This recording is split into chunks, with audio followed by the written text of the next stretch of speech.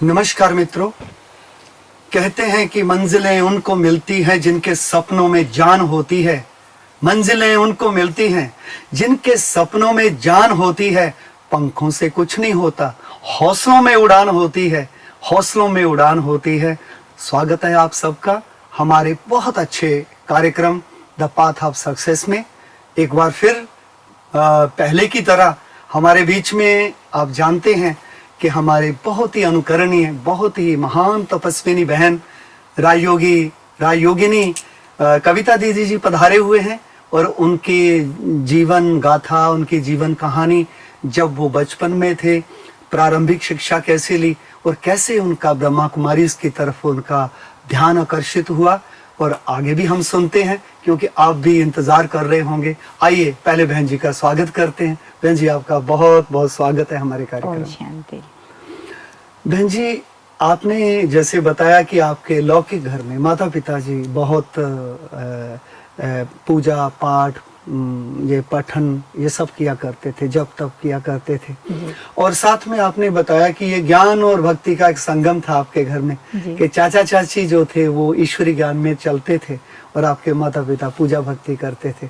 और उस बीच ये एक संगम था वहां पर, और उस संगम में आपने एक ही रास्ता चुना, वो ईश्वरी ज्ञान का।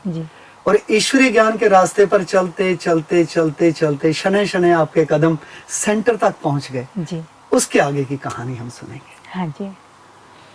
तो हुआ ऐसे कि जब दीदियाँ मुझे बहुत तैयार करती थी तो बीच बीच में बाबा की बातें सुनाती रहती थी, दादियों की बातें सुनाती, और मैं बहुत ध्यान से सुनती थी। देखा बड़े दादियाँ ऐसी करती थी, दादियाँ, तो मुझे ऐसा लगता था ये दादी है कौन। और जब मुझे चाचा चाची 7 वर्ष के आयु से माउंट आबू लेके जाते थे, माउंट आबू जब भी जाते थे तो मुझे अपने साथ में लेके जाते थे। और चाचा चाची का ये यज्ञ था कि यज्ञ के प्रति कुछ सहयोग करना। उस समय बहन जी, उस समय दीदी मनमोहिनी और मनमोहिनी दीदी थे, दादी चंद्रमणि थे, और प्रकाशमणि दादी थे। दादियों का तो दरबार लगा होता था। अन्य सभी दादियां होती थी। तो जब भी वो जाते थे दादियों से मिलने तो मुझे अपने साथ में लेके जाते थे, और उनको जो भी सफल करना होता था वो मुझे मेरे हाथों से करवाते थे और मेरा परिचय देते थे कि ये बाबा की बच्ची है। जैसे जैसे हम करते हैं ज्ञान योग करते, मुरली सुनते, तो ये हमारे साथ साथ ही बैठती है, साथ साथ ही करती है, इसको बहुत अच्छा। तो सभी दादियाँ मुझे बहुत प्यार करती थी बचपन से ही, वो मुझे अपने लगते थे, और वो भी मुझे टोली खिलाएंगे, मुझे गिफ्ट देते थे। जैसे एक बार बहुत छोटी थी तब मैं शांतामणि दादी से मिली थी, तो दादी ने कहा था अच्छा ये बेटी आपकी है, तो चाचा जी ने कहा नहीं जी ये बाबा की बेटी है। तो मैं उनकी तरफ देखने लगी, आप तो मुझे गुड़िया गुड़िया बोलते, मैं आपकी बेटी नहीं हूँ। मैंने बहुत प्यार से उनको कहा मेरी तो बाद में हो, पहले तुम शिव बाबा की बच्ची हो, आगे से ये कहना कि मैं ना शिव बाबा की बच्ची हूँ। वो वरदान मिल गया, वो वरदान मिल गया। और ऐसे करते करते सभी दादियों के पास मिलना जुलना मेरा होता रहा। जब बचपन में जब मैं 8.5 साल की थी, एक बार बाप दादा से मिलना हुआ।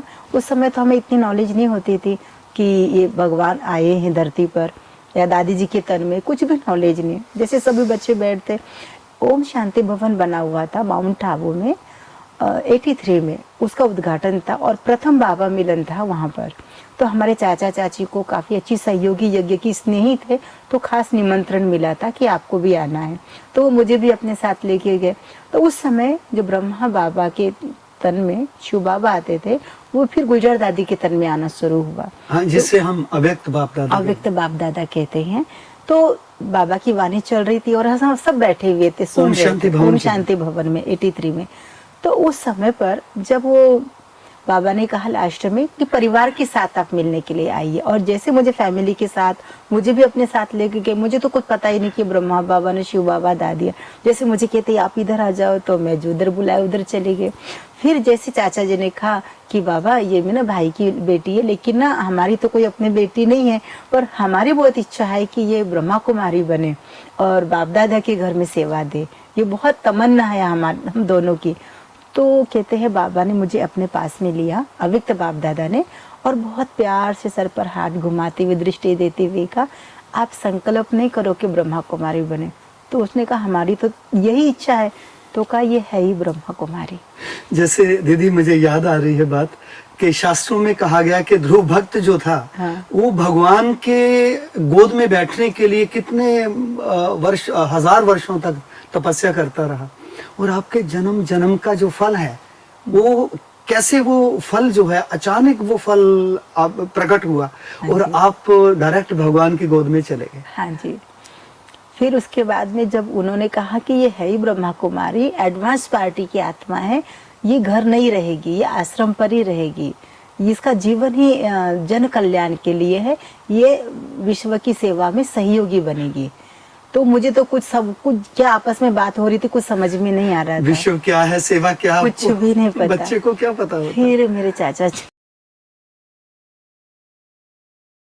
फिर चाचा जी ने बैठ करके मुझे विस्तार से सारी बातें समझाई, और उस दिन से उनका जो प्यार था वो प्यार लौकिक से अलौकिक में बदल गया। अभी बाबा की बच्ची, ये ब्रह्मा कुमारी, ये टीचर बनने वाली है, ऐसे करके दृष्टिकोण बदल गया। तो वो कहने लगे आप तो हमारी गुड़िया से अभी दीदी बन जाओगी। तो मैंने कहा मैं दीदी क्या होती है, यही नहीं पता था मुझे, क्योंकि मेरे से बड़ी कोई बहन थी नहीं जिसको मैं दीदी कहती थी।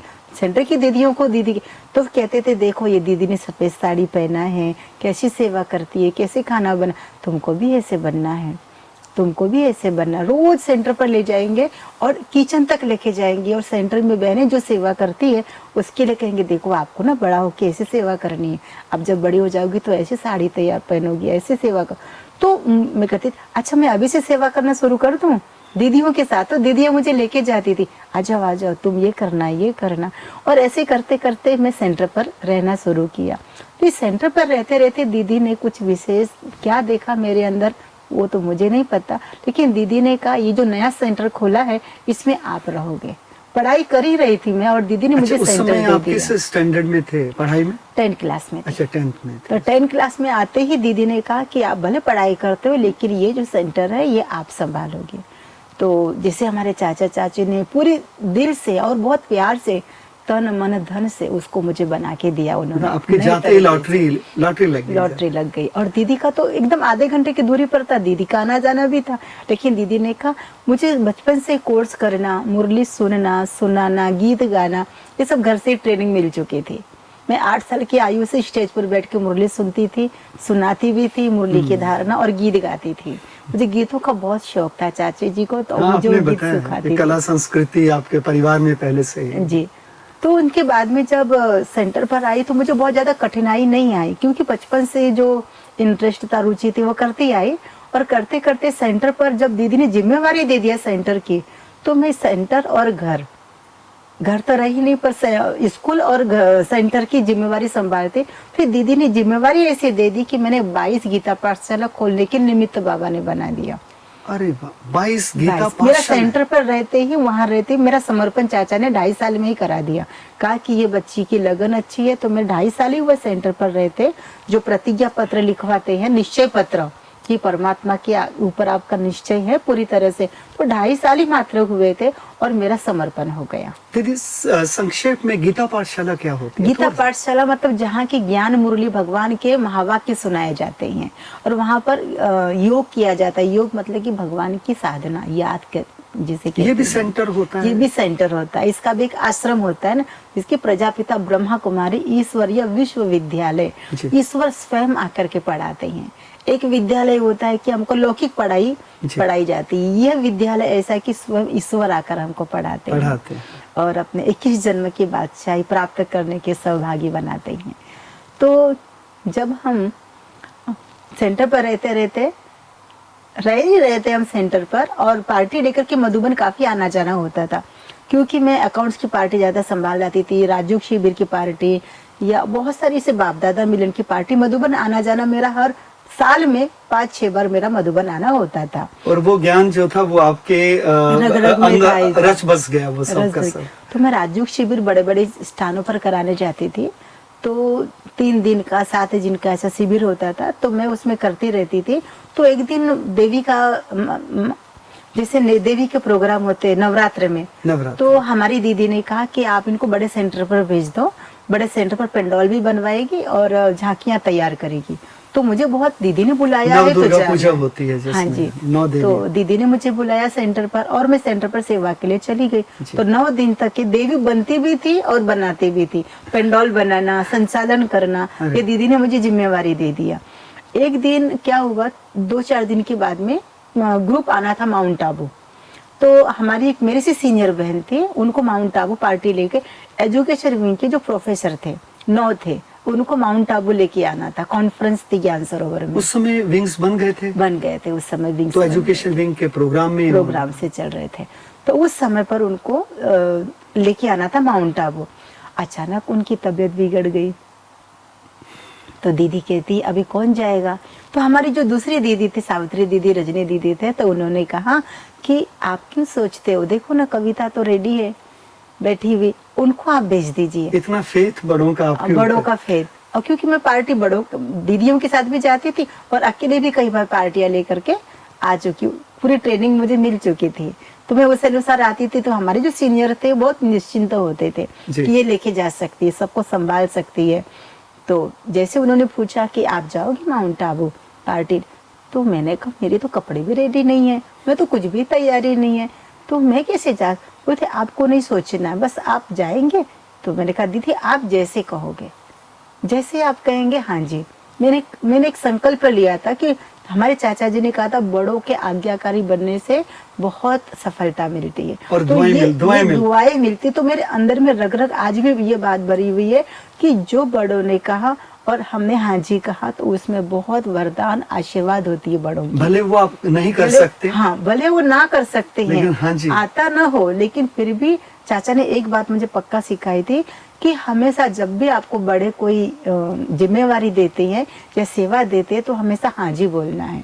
भले जब नहीं आता हो तो दीदी को पूछो कि दीदी आप कैसी करनी है मुझे बता दीजिए तो मैं करूंगी, लेकिन ना नहीं बोलना है। क्योंकि अगर आपने ना बोला तो नास्तिक बन जाओगे और हाँ बोला तो आप अपने मुकाम तक उच्च शिखर पर पहुंच जाओगे और बड़ी हासिल प्राप्तियां तैयार करोगी।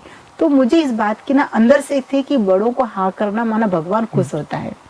ये मेरे अंदर में भावना थी कि हाँ जी बोलते तो भगवान खुश होती है और हम लोगों को जो हम चाहते हैं उस बनने में हमारी मददगार। ये बचपन से मेरी एक आस्था थी। तो दीदी ने कहा हाँ जी तो मैं जाऊंगी। फिर दीदी ने उसी समय जिस बहन की तैयारी थी आने की उसकी अटैची जैसी थी, दीदी ने कहा आप दोनों एक जैसे हो तो आप इनकी अटैची आप लेके जाओ। तो मैंने कहा दीदी टिकट भी उनकी नाम की, अटैची भी उनके नाम की। हम उम्र थे आप तो। हम उम्र थे। और जैसे दीदी ने कहा कि आप माउंट आबू जाना और उन्हें एक लिफाफा तैयार करके ले दिया दादी जी के लिए ज्ञान सरोवर में, दादी मनोहर इंदिरा जी के लिए कि ये दादी जी को ये लिफाफा दादी मनोहर इंदिरा उस समय ज्ञान सरोवर के डायरेक्टर थे जी। तो उन्होंने मुझे कवर बना के दिया और कहा आप जाना, स्नान पानी तैयार होके पहले दादी जी से मिलना और ये आप देना। तो जैसे हम पहुंचे, सुबह सुबह पहुंचना हुआ हमारा, तो हम तैयार हुए, नाश्ता पानी सब कुछ करके दादी कॉटेज में जो ज्ञान सरोवर में दादी जी रहते थे वहां पर हम गए। तो दादी जी नाश्ता करते थे। तो जैसे ही मैंने ओम शांति का भाग दीदी को, दादी जी ब्रेकफास्ट कर रही थी, सुबह 9 बजे का समय था। तो जैसे गए तो दादी ने कहा कौन आया है। तो कहा शालिक्रम भाई की बेटी जो नागपुर से आती है, जो पार्टी लेकर के आई है। तो कहा कि ठीक है भेज दीजिए अंदर। तो कहा नहीं दादी आप नाश्ता कर रहे हो ना, तब तक बाहर बैठ के इंतजार करेगी। तो मैं सिटिंग रूम में बैठ गई। दादी ने कहा ये तो बहुत क्लोज आत्मा है, बचपन से मेरे पास आती है, इनको बाहर नहीं बिठाओ, बोलो अंदर आ जाए। तो जैसे दादी नाश्ता कर रहे थे तो दादी ने अपने पास बिठा लिया, डाइनिंग की दूसरे कुर्सी पर मुझे चेयर पर बिठाया। दादी ने कहा नाश्ता किया। मैंने कहा हाँ जी दादी। फिर भी दादी जी ने अपने हाथों से उठा करके मुझे 2 बार 3 बार दादी ने खिलाया। देखो जो भगवान की नजरों में, वो दादियों की नजरों में तो पहले ही आएगा ना, क्योंकि दादियां निमित्त थी जी। तो बहुत अच्छा लग रहा है दीदी हमें। मैं तो खो गया हूँ आपकी, मुझे तो समय का ध्यान नहीं रहा कि समय अभी कह रहा है कि कुछ ब्रेक लगा दो, क्योंकि अभी हमारे इस एपिसोड में हम इतना ही आपसे सुनेंगे और आगामी एपिसोड जो हमारे होंगे उसमें और भी अच्छी अच्छी बातें, क्योंकि मुझे लग रहा है कि अभी आपसे और विस्तृत रूप में जानकारी लेने की आवश्यकता है और हमारे दर्शकों को भी इसका लाभ मिलता रहे और अधिक वो जानकारी प्राप्त करें ब्रह्मा कुमारी इसके लिए। दीदी आप हमारे इस शो में आए, आपका बहुत बहुत धन्यवाद। ओम शांति। ओम शांति।